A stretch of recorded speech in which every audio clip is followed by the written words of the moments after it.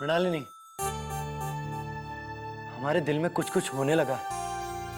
राजकुमारी किशोरी कहाँ है? वो हमसे मिलने कब आएंगी? अब तो हमें भूख लगती है ना प्यास, और इस सूने अतिथि गृह में बार बार राजकुमारी के होने का सुखद एहसास होता है। मैं आपसे फिर प्रार्थना करती हूँ युवराज, आप इस विष भरे एहसास को अपने दिल से निकाल कर फेंक दीजिए, नहीं तो इसके गंभीर परिणाम को भुगतने के लिए आप तैयार हो जाइए। क्योंकि आपका ये एक तरफा प्यार महायोद्धा सोमनाथ के दिल में ऐसी आग भड़का सकता है जिसमें आपका झुलसना सुनिश्चित है। तो झुलस जाने दो हमें, परंतु राजकुमारी के वो सुखद एहसास, वो प्यार हम अपने दिल से कभी नहीं निकाल सकते। केवल उसी के कारण हम आज तक शत्रुओं का अपमान और उनकी प्रताड़नाएं सह रहे हैं, क्योंकि हमें राजकुमारी से प्यार हो गया है। युवराज, किंतु राजकुमारी किशोरी आपको प्यार नहीं करती, केवल अतिथि समझकर आपका सम्मान करती है, आपके साथ सहानुभूति रखती है। फिर किस भ्रम में आप अपने प्राणों को संकट में डालने के लिए तैयार हैं? क्योंकि आग दोनों दिलों में लग चुकी है, जिसकी तपिश का मधुर एहसास तुम क्या जानो। ये आप नहीं समझ रहे युवराज कि राजकुमारी किशोरी का सपना देखना आपको कितना महंगा पड़ सकता है। अब भी समय है, आप अपने कदम पीछे हटा लीजिए, वरना पछताने के सिवाय आपको कुछ भी प्राप्त नहीं होगा युवराज। मृत्यु से बड़ा भय क्या है किसी को? यदि राजकुमारी की चाहत में हमें मृत्यु दंड में मिल जाए तो हमें कोई गम नहीं। जिसे मृत्यु का भय नहीं, उसे समझाना ही व्यर्थ है। रुको,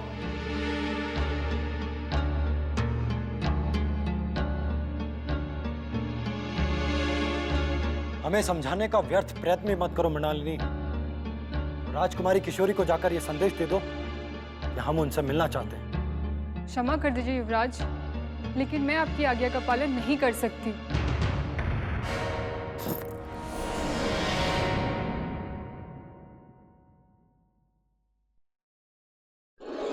मृणालिनी,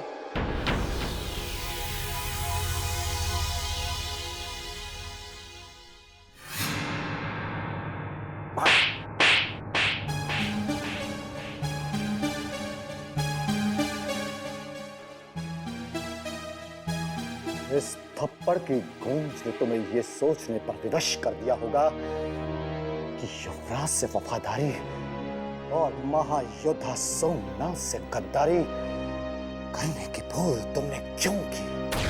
ये आपने सोच भी कैसे लिया कि मैं आपके साथ विश्वासघात करके शत्रु युवराज का साथ दूंगी? या नहीं, बल्कि अब भी दे रही हो। हमसे हमारे प्राण छीनना चाहती हो? क्या तुम जानती नहीं कि हमारे प्राण उस राजकुमारी के दिल में बसते हैं, और तुम उस दिल में युवराज की जगह बनाना चाहती हो?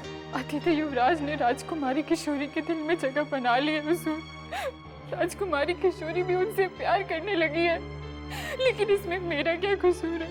उनकी चाहत का कसूर है। नहीं, ये नहीं हो सकता मृणालिनी, नहीं हो सकता। ये हो चुका है हुजूर। राजकुमारी किशोरी के दिल में उनके लिए बहुत प्यार है, नहीं तो वो अतिथि युवराज को उनके नाना श्री की अकाल मृत्यु का समाचार देकर उनके साथ उनका दुख न बांट रही होती। झूठ झूठ बोल रही है तुम। स्वयं को महायोद्धा सोमनाथ के कहर से बचाने के लिए असत्य का सहारा ले रही है। यदि आपको मेरी स्वामी भक्ति पर संदेह है तो मुझे भी जीने का कोई अधिकार नहीं है। निकालिए अपने मयान से तलवार और उड़ा दीजिए मेरी गर्दन।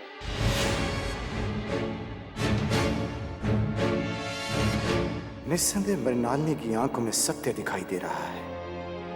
यदि राजकुमारी ने युवराज को उनके नाना श्री के मरने का समाचार देकर अपनी सांत्वना जाहिर कर दी है, तो बात हद से आगे बढ़ चुकी है। अब सोचने में आप वक्त क्यों नष्ट कर रहे हैं? तुरंत मेरा वध करके मेरी अग्नि परीक्षा ले लीजिए ना। हमने तुम पर संदेह किया, इसका हमें दुख है, परंतु युवराज ने हमारी अमानत पर डाका डालकर अपनी मृत्यु को इस महल में बुला लिया है। उसको समझा देना कि अभी भी समय है कि पीछे हट जाए, वरना युवराज की समाधि राजकुमारी के कक्ष के द्वार पर बना दूंगा।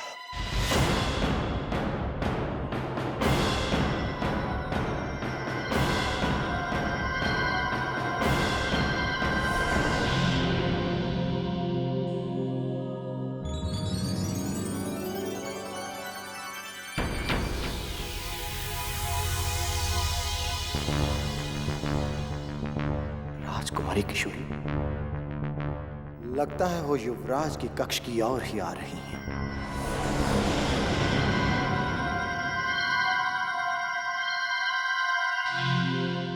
राजकुमारी की जय हो।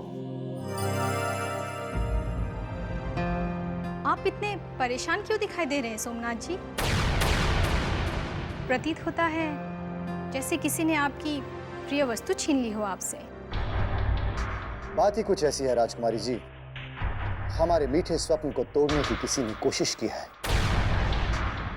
हमारे स्वप्न को तोड़ने से पहले हम उसे तोड़ देंगे जिसने ये मूर्खता की है। सोमनाथ का संकेत युवराज इंद्रजीत सिंह की ओर है, परंतु ये नहीं जानते कि जो राजकुमारी किशोरी के दिल में बस गया है, सपनों के उस राजकुमार तक वायु का पहुंचना भी असंभव है। तो किसी और की क्या बिसात है? कहाँ जा रही हैं?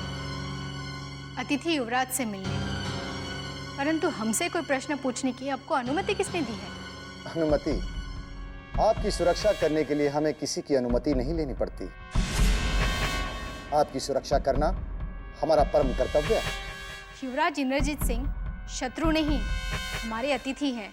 वो हमारे शत्रु हैं और शत्रु ही रहेंगे। ये मत भूलिए राजकुमारी, ये दूध पीने के पश्चात भी ना केवल विष ही उगलता है। जो आप उगल रहे हैं, यदि इतनी ही चिंता है आपको अपने कर्तव्य की, तो ढूंढिए उस हत्यारे को जिसने निर्दोष अहमद का रक्त बहाया है। उसे तो हमने ढूंढ लिया है राजकुमारी। महल में सभी जानते हैं कि अहमद का रक्त भवानी सिंह ने बहाया है, परंतु उसके भय से महारानी कलावती और आपके सामने कोई जुबान नहीं खोलता। यदि आपने भवानी सिंह पर लगाया आरोप सिद्ध कर दिया तो हम उन्हें सूली पर लटका देंगे, और यदि आपका आरोप झूठा निकला तो आपके प्राण संकट में पड़ सकते हैं सोमनाथ जी। अब हमारा मार्ग रोककर हमारा समय नष्ट ना करें।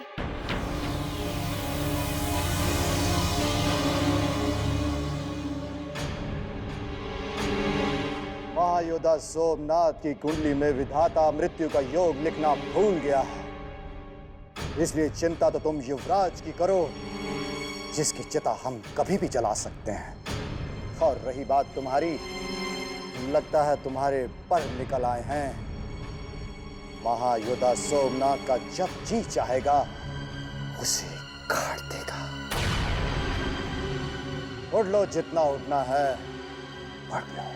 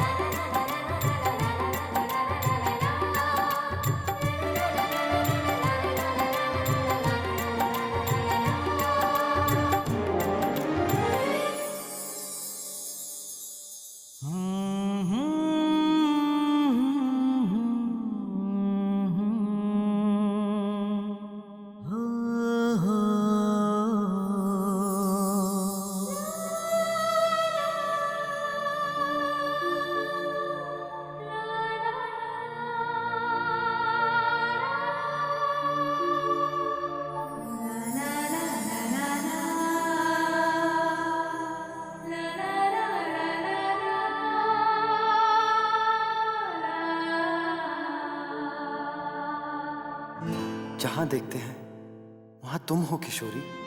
क्यों तुम इतना जल्दी हमारे रोम रोम में बस गई हो? और क्यों हम तुम्हें इतना अधिक चाहने लगे हैं? क्यों हम तुम्हें अपना समझने लगे हैं, जबकि तुम हमारे नहीं हो और शायद कभी हो भी नहीं सकती, क्योंकि तुम हमारे पिताश्री के सबसे बड़े शत्रु की संतान हो। किंतु ये जानते हुए भी हम तुम्हारी ओर लगातार खिंचे चले आ रहे हैं। पता नहीं क्यों, लेकिन ये एहसास बहुत अच्छा लगता है।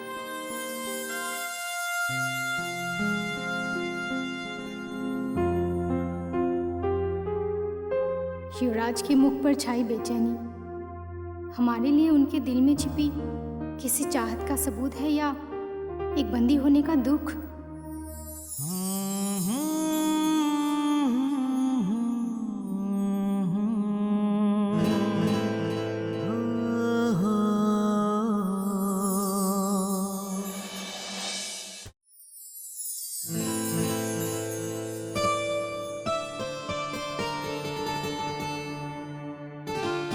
अचानक हमारी चाहत हमारे सामने।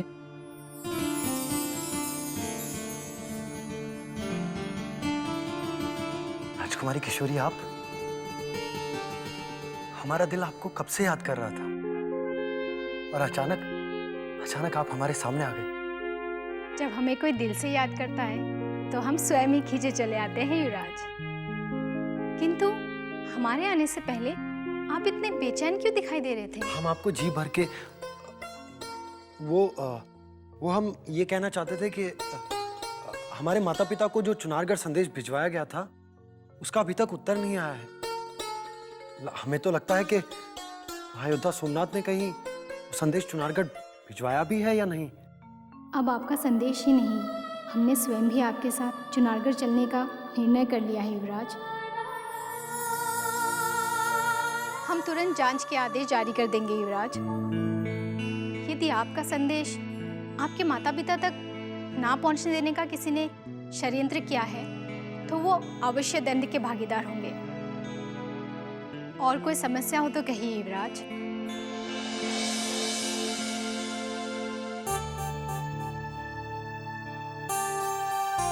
राजकुमारी, आपके साथ ये दोनों कौन हैं? हम दोनों राजकुमारी जी की सखियां हैं। मैं शीला और ये संध्या।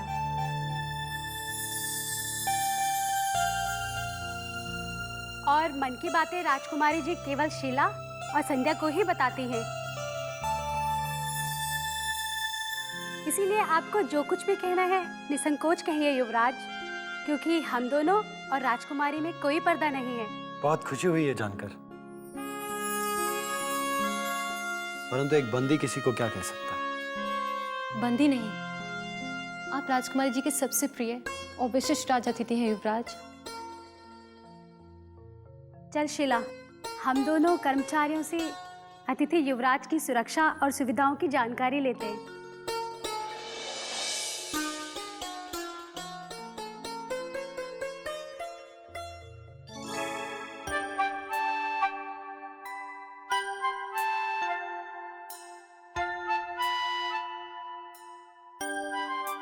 युवराज, अब कब हमारे बंधन से मुक्त होकर अपने राज्य लौटना चाहेंगे?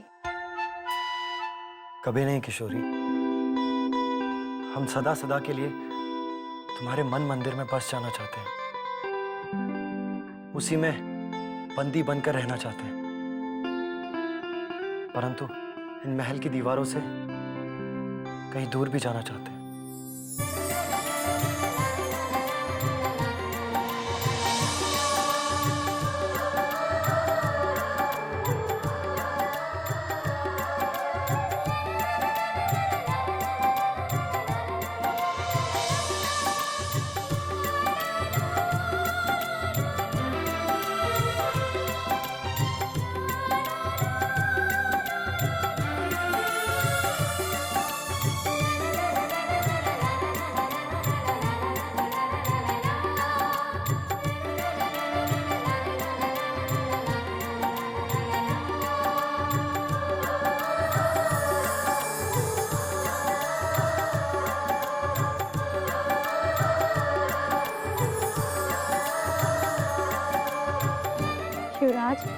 इंद्रजीत का हो किशोरी।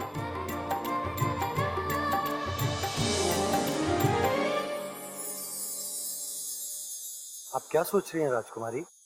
यही कि जो हम सोचते हैं वो कर क्यों नहीं पाते हैं। मतलब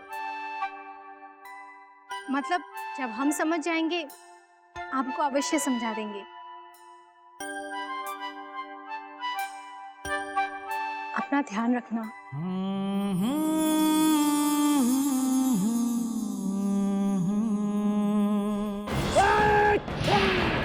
मेरे आका!